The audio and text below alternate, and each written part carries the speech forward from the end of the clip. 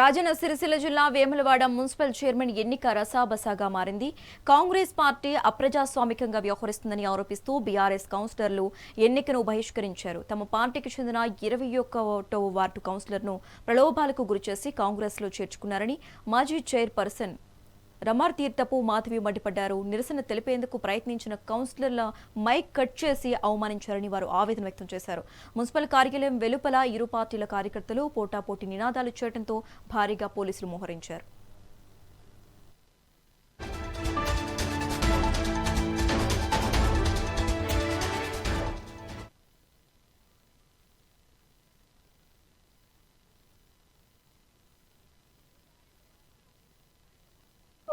ప్రభుత్వ శ్రీనివాస్ గారు మరి వారిని ఒక ప్రలోభానికి గురి చేసి మరి మా పార్టీ నుంచి గెలిచిన అభ్యర్థిని 21 వార్డు కౌన్సిలర్ అయినటువంటి నరాల శేఖర్ గారిని మరి మీరు మా పార్టీలోకి వస్తే వైస్ చైర్మన్ పదవి ఇస్తాను అని ఒక ఆశ చూపి ఒక ప్రలోభానికి గురి చేసి ఈరోజు ప్రభుత్వం విప్ అయి ఉండి ఒక రాజ్యాంగాన్ని విప్పులో జారీ చేసే విధంగా ఒక రాజ్యాంగాన్ని తక్కువ చేసే విధంగా ఈరోజు విప్ గారు ప్రవర్తించడం చాలా శోచనీయం.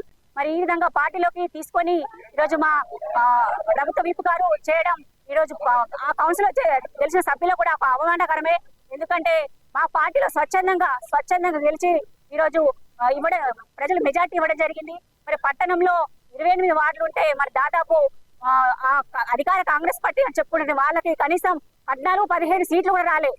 అట్లాంటి సందర్భంలో మరి రానున్న రోజుల్లో మా పార్టీ కోల్పోతుంది, మరి ప్రజల నుండి మంచి ఆదరణ కోల్పోతుందని చెప్పేసి వారు ఈ విధంగా వారిని పార్టీలోకి తీసుకొని రానున్న రోజుల్లో పరిష్కరణ గుణపాఠం చెప్తారని చెప్పేసి ఈ విధంగా పార్టీలోకి తీసుకొని ఈ రోజు కండువా కప్పడం అనైతిక చర్య.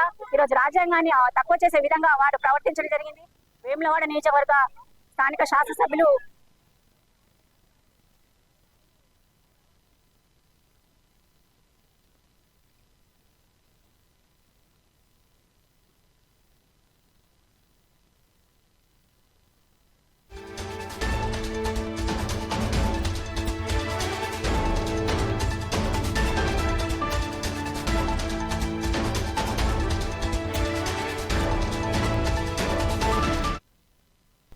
రాజన్న సిరిసిల్ల జిల్లా వేములవాడ మున్సిపల్ చైర్మన్ ఎన్నిక రసాబసగా మారింది. ఇక ఇదే అంశానికి సంబంధించి మరింత సమాచారం మా ప్రతినిధి రవికుమార్ ఫోన్ ద్వారా అందిస్తారు. Ravikumar,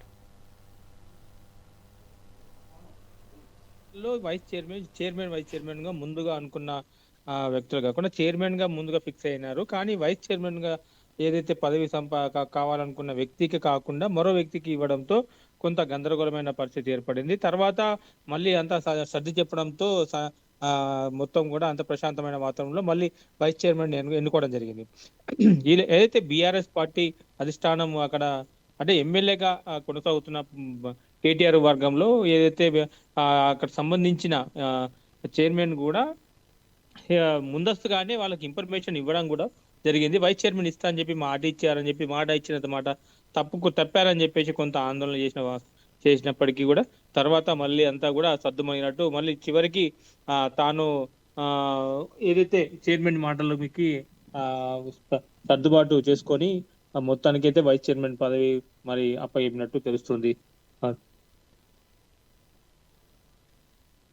right, thanks for the updates Ravikumar.